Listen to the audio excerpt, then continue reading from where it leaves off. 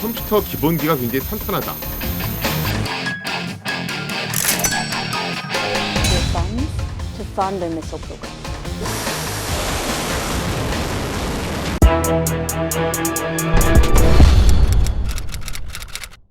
외교안보 뉴스의 핵심을 정밀 타격하듯 풀어드리는 벙커버스터입니다. 저는 SBS 통일외교팀 김아영입니다.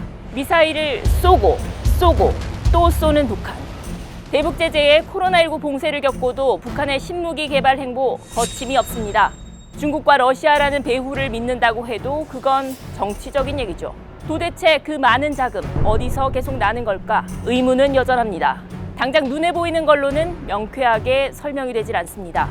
대북 제재의 루프홀, 구멍을 메우는 데 주력했던 한미가 요즘 눈에 잘 안 보이고 손에 잘 안 잡히는 분야에 집중하고 있는 건 우연이 아닐 겁니다.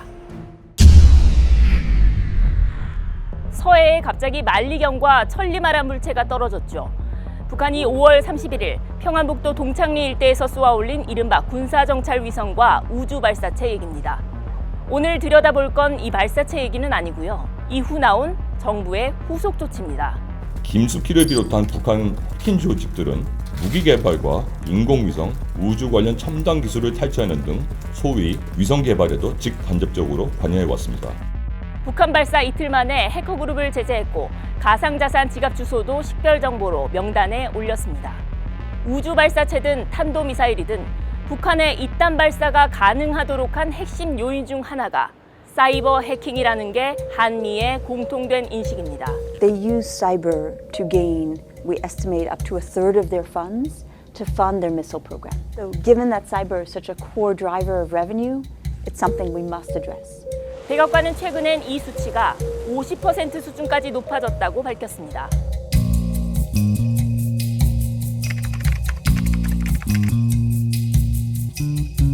Yeah, I mean, I think what they're doing is pretty unique, right? There's no other country in the world that engages in systematic cyber thefts. And it is very much alike with pirate states of the 18th century, like the Barbary pirates. 알렉스 장과, 줄리엔 킴, 박광진. 지금까지 신상이 공개된 북한 해커 손에 꼽힐 만큼 소수인데 이 이름들은 북한 해커가 실제로 사용했던 이름들입니다. 가명이었습니다. 전창혁, 김일, 그리고 박진혁입니다. 미국 법무부는 2년 전 북한 정찰총국 소속인 이들을 기소하면서 수배 전단의 얼굴과 이름, 나이를 공개했습니다. 전 세계의 은행과 기업에서 1조 4천억 원 이상의 현금과 가상화폐를 빼돌리고 또 요구한 혐의입니다. North Korea's operatives, using keyboards rather than guns, stealing digital wallets of cryptocurrency instead of stacks of cash, have become the world's leading bank robbers. 해커들의 신원을 특정하고 추적하는 일, 여간에선 쉽지 않죠. 범죄 실상을 파악하는 게 그래서 어려울 수밖에 없는데 이런 특성 이미 간파했던 걸까요? 국정원은 김정은이 10년 전 사이버전을 만능의 보검에 비유했다고 국회에 보고했습니다. 김정은은 사이버전은 핵미사일과 함께 우리 인민군대의 무자비한 타격 능력을 담보하는 만능의 보검이다. 한때 팔로워만 250만 명 이상, 온몸을 명품으로 휘감은 나이지리아 국적의 이 남자.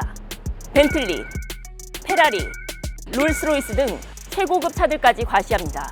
So let me get this right. You buy a watch, basically with stolen money, then you gloat about it on Instagram, and then you get caught. 북한 해킹과는 어떤 관련이 있을까요? 캘리포니아 중부 연방지방법원은 유명 인플루언서였던 라몬 아바스에게 지난해 11월 징역 11년, 23억 원 상당의 손해배상 판결을 내렸습니다. 아바스는 북한 해커들이 몰타 은행에서 훔친 1,470만 달러, 200억 상당을 루마니아, 불가리아 은행으로 옮겨 세탁하는 걸 도운 것으로 조사됐습니다. 그런데 이렇게 특이한 인물이 연루돼서 거래 흔적이 적발되는 사례가 더 예외적인 일이죠. 북한이 가상화폐를 탈취했을 때 탈취한 걸 바로 회수할 수 있다면 가장 좋겠지만 익명성을 기반으로 한 공간에서 즉시 회수는 기술적으로도 매우 힘든 일입니다. 가상화폐를 탈취했으면 환전을 하겠죠. 네. 달러로 환전하든 뭐 어느 나라 다른 나라 돈으로 환전하든 그걸 환전하기 전에 그걸 거래소 차원에서 차단시켜 버리는 거죠. 그런데 미국의 외교권이 미치지 않는 나라들이 있거든요. 그런 나라들 가서 환전하면 되죠. 미국 재무부는 북한 가상화폐 세탁에 활용되는 이른바 믹서 프로그램도 제재하기 시작했습니다. 텀블러라고도 불리는 믹서는 가상화폐를 쪼개서 누가 전송했는지 알 수 없게 하는 기술입니다. 이 과정을 반복하면 가상화폐 거래 추적은 더욱더 어려워집니다. 북한이 해킹 분야에서 두드러진 성과를 내는 데는 다 이유가 있습니다. 전 세계 대학생들이 참가하는 최대 규모의 프로그래밍 대회장으로 가보죠. 각국의 컴퓨터 영재들이 출전하는 대회인데 2019년 북한의 김책공업대학도 등판했습니다. 성적 어땠을까요? Kimchak University of Technology, our first silver medalist, taking 8th place, solving 7 problems and becoming Asia East champion. 인도 소프트웨어 기업이 여는 국제대회 코드셰프도 단골로 출전하는 대회인데 역시 우수한 성적을 기록하고 있습니다. 북한은 이렇게 탄탄한 기본기를 가진 인재풀에서 사이버 전사들을 선발합니다. 의대 쏠림 현상이 있는 우리와 달리 인재들을 당국이 필요한 분야에 투입할 수 있는 게 북한 시스템의 장점이라면 장점일 겁니다.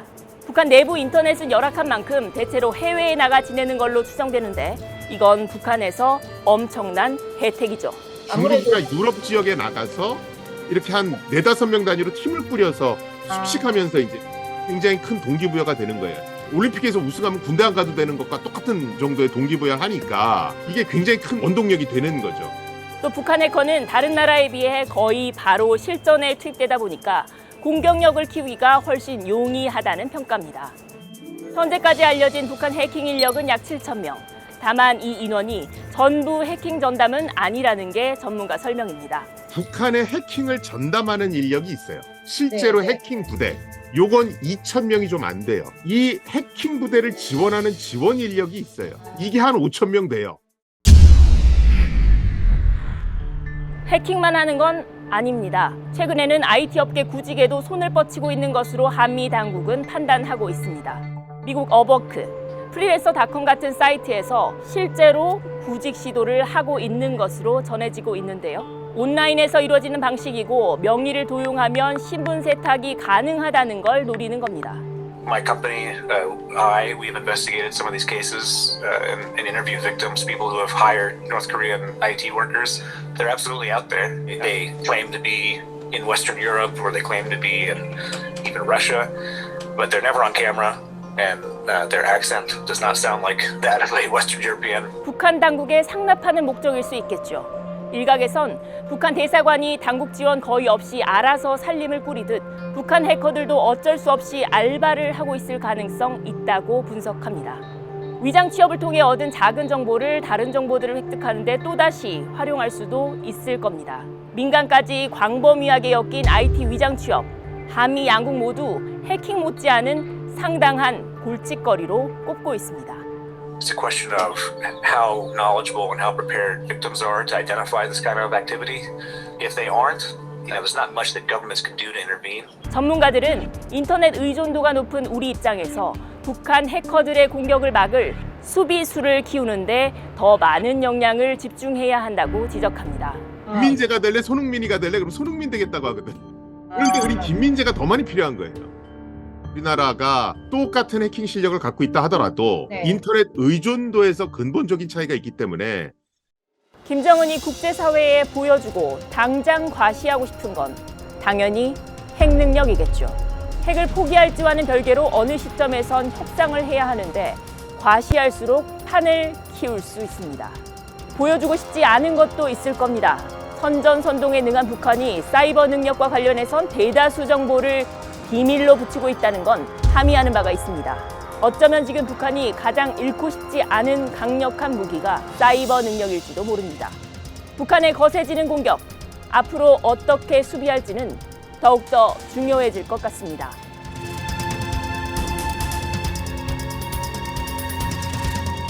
뉴스의 지식을 담다 스프, 저 주시은이 자신 있게 권해드립니다. SBS의 지식 구독 플랫폼 스브스 프리미엄, 여러분의 하루를 더욱 풍성하게 만들어드립니다. 지금 바로 구독하세요.